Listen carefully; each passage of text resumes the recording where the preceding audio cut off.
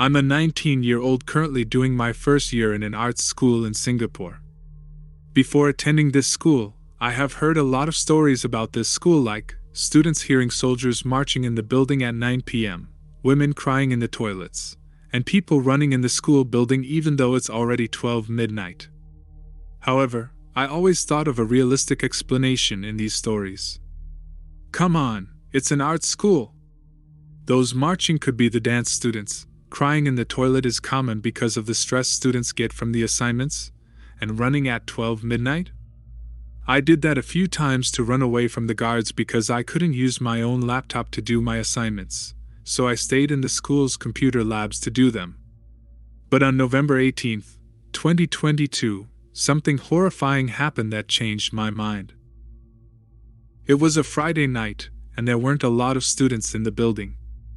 My school is located at the heart of the busiest location in Singapore. Clubs and bars were nearby, we're surrounded by hotels, and we're pretty much surrounded by iconic places and malls. So most students are out to party, especially because it was the last day of the semester. I was in my classroom, alone doing my assignments. I was having a bad day and I did not bother going to a cafe or just going home to do my work because I really needed to smoke from time to time. Not only that, but I wasn't smoking cigarettes, of course. My classroom could have detected that, but I always bring a vape with me to smoke it while I'm alone in class. Living in a strict country and home, I am not allowed to vape at all, hence why I'm doing my assignments in the classroom. I looked at the time, and it was already 10:30 p.m. I was surprised the guards didn't even bother going up to check if students left the property already. Furthermore, I debated if I should stay or leave later and catch the last train. I stayed, somehow, and continued doing my essay. A while later, I heard someone trying to open the door. The door isn't locked or anything, it can only be opened with the staff and students' ID cards. I looked at the glass panel of the door, and I didn't see anyone. I opened the door, and I didn't see anyone. It's impossible for someone to run and hide. It takes quite a while to find a place to hide because it is an open space. At that point, I was still not creeped out as I was stressed with the assignments. It happened again, but this time, I saw a creepy face in the panel looking straight at me. Its eyes were wide open, a huge grin on its face, and the rest of the face was just pitch black.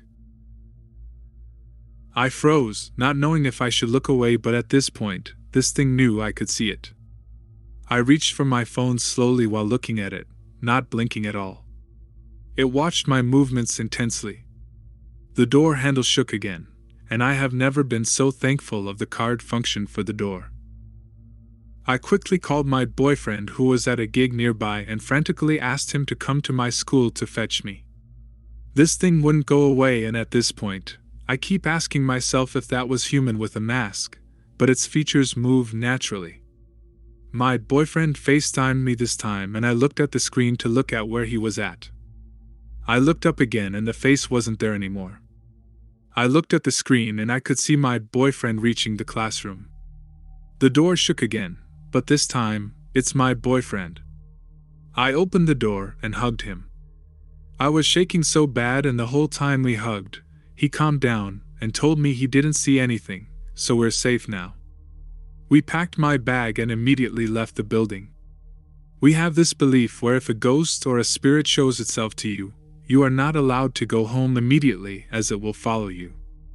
Instead of catching the last train, my boyfriend and I decided to sit at a nearby coffee shop and eat supper. Though it happened recently, I don't know what that was, and I am never staying in the classroom late at night alone. Check out this other stories. Thank you for watching. Take care.